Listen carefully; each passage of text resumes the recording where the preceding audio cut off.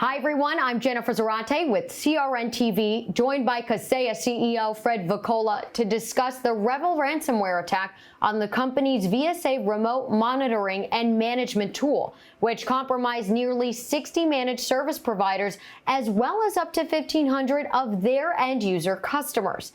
Thank you for joining me today, Fred. Hey, Jennifer, thank you for joining. Last time we spoke, it was not on such a challenging and unhappy time, but I really appreciate you giving us the opportunity to talk and hopefully help people. So you had previously told our Michael Novicin that end user organizations were the only ones being ransomed, not MSPs. But we've since heard about an MSP being ransomed. So do you have a better sense now who was directly impacted?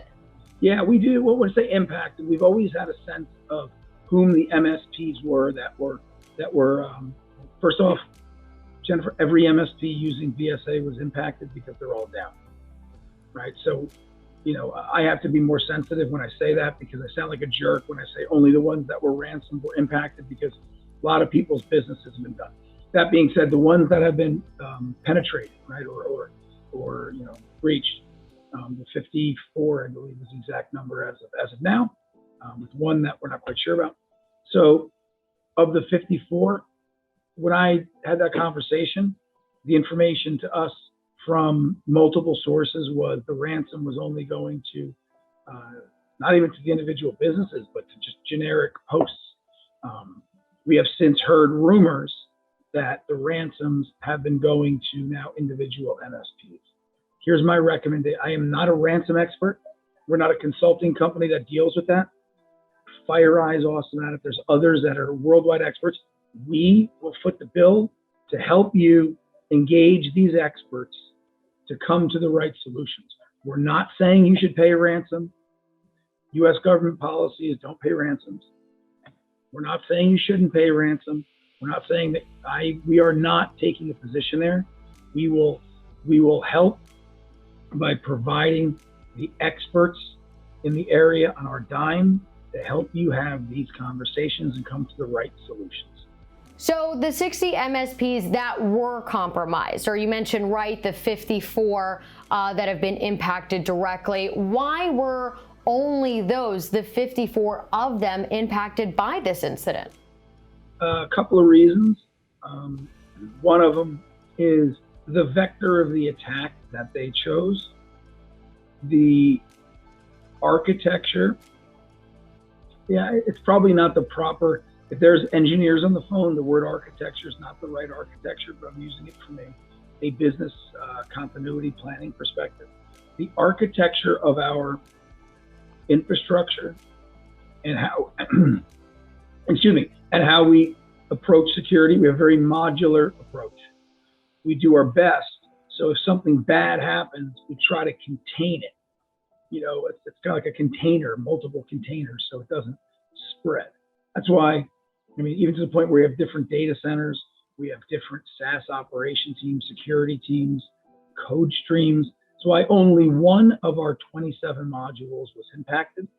It's also why one of the reasons why only 50 to 60 of our end customer, of our MSPs and our direct IT shops were hit out of 37,000.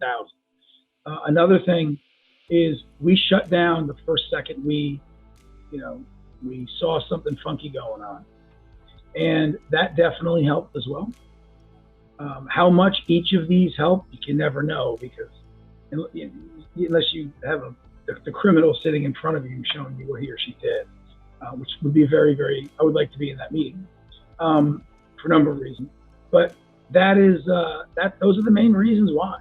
And to build on that, if we can, right, of those who were impacted, do you know, if they were using two-factor authentication and following other security best practices? I don't know how to answer that because if I answer it, I'm blaming the victim. And the victims are super smart people. The victims, this is no fault of their own. It's BS this happened to them. There are some organizations that were exposed that didn't have any impact. The details of that will be coming out very soon. A lot of times, listen, I know the community's frustrated. They're probably getting frustrated at me. They're not getting as much information as you want. Believe me, we want to tell you everything. It's just the more that comes out before we vet it by the security experts, we don't want to accidentally give ammunition to the bad guys that are trying to hurt all of us. And, you know, that's something to do. But the answer is yes, but I'll be super clear. It is not negligence or dumb things or badness by the people who were hit. You know, it's our responsibility. So what security measures have you put in place, and why did you choose these specific measures? The first thing we did was we took the nuclear bomb and or nuclear option. We shut things down. That's about as secure as you can get. We did that for obvious reasons. What the H is going on, right? Then all hands on deck, diagnose. You break it into a couple of teams. We have a playbook. No playbook is set up for this, right? But there's a playbook. Playbook says diagnose, root cause, figure out immediate impact, and then downstream impact is a part of immediate impact. Communication, immediate communication. Even if we don't know what's going on, we'll get back to it. We've had a couple of those, and I know people get frustrated and pissed about it, but there's things that we can share, things that we can't. Sometimes I like to hear when people say, hey man, we got you. We're still working on it. We'll get back to you in 2 hours. At least you know you're not being ignored, that sort of thing. And sometimes there's a lot of detailed information. Remediate the problem. No, take a step back. Go get the smartest people on the planet to come help you, and go get the authorities that can help, you know, if not only help, but catch. Because I'm not an expert in this. I mean, you train on it, take classes on it, but, you know, it's like, hey, I took a class on how to play basketball, and someone threw me on the court with Michael Jordan. It's like, oh my God, Michael Jordan. So, you know, you deal with it.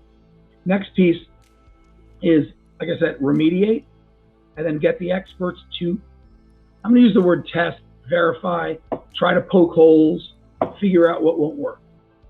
This is what every software company deals with, and if they don't deal with it, they're lying to you.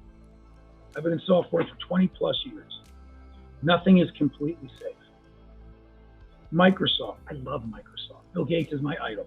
Microsoft has vulnerabilities all over the place. It doesn't make them bad. They didn't build these vulnerabilities on purpose or because they're jerks. SolarWinds got hit. They're not jerks. They didn't do it on purpose. No one wants to do that, but it happened. And there's always a balance between having a product out there or having a perfectly secure product that sits in the lab forever. Eventually, choices have to be made, and this is the biggest choice in my career.